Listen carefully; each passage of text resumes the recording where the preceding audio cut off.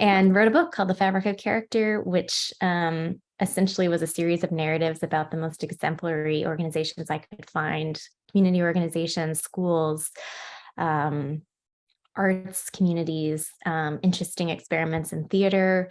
And then I sort of found this, rehab communities, I found this sort of pattern of underlying principles that are at work in a really formative ecosystem. And they're things like rituals and liturgies and psychological safety and joy. Like if there is joy in the house, even, you can think about this in a church context, usually that's a sign that something is right. And that's not the only thing, but so it's sort of like I came up with these principles of, like, there were many of them, 16 of character formation. Like, if you as a donor, if you as an institutional leader can answer these questions, does your organization have a strong sense of telos, what it is for, a transcendent mission? All these things are kind of in place. Then you can bet that either the organization you're thinking about supporting philanthropically or that you're leading and that you're responsible for stewarding the culture.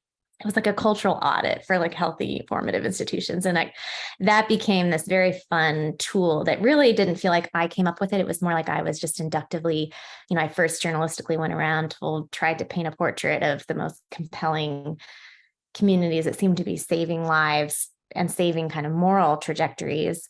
And then I found like a pattern across sector of what was actually going on in a really healthy collective, and the power of sort of naming those first order principles has become, and it continues to be, I think, a toolkit for a variety of organizations there was even interest, actually, I don't think this unfortunately went anywhere, but there was interest from some Congress people, US Congress. They were like, we would love to start a character caucus, like based on these 16 questions or these 16 principles. Like, how could we think of Congress as actually forming its members and not just being a platform? So I'm so grateful for that project. And just, it was also fun, frankly, to see the way in which the naming of reality and storytelling and invitational questions animated by, I think, timeless principles of human flourishing and the true and the good, could also animate a community and even a coalition of, in that case, sort of donors, doers, and thinkers together to kind of not necessarily build a movement, although that would be cool. I don't think I was the person to drive that, but to at least catalyze a united group of people. And so that words were not just to stay on the page, like the naming of reality, in this case, story and principles, can actually galvanize like movement in the world. And for me to experience that was very delicious, and to sort of convene and design events around the material. And so that was that. And then I'll end here because I'm tired of talking about myself.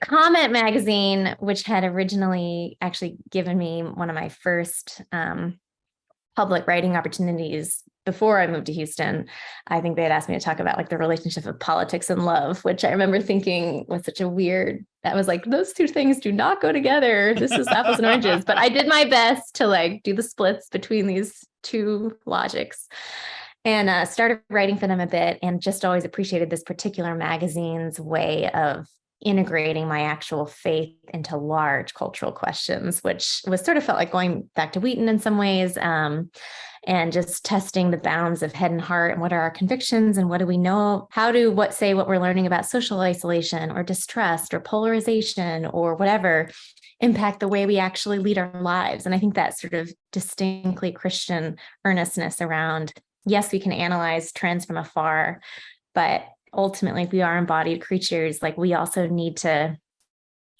figure out our response in our own lives, if there's some relevance to our vocation and how we steward that vocation. So Comma had been a place for me to explore some of this in public and writing. And they believe in institutions. They believe in formation. They love civil society. Their tagline is public theology for the common good. And so I think this work that I had done around institutions and formation and character just really was totally singing to their choir. So they reached out and said, we have an opening for a new editor-in-chief. And so that was its own discernment process. And I've been doing it now right before COVID, so 2019, and it's been like the joy of my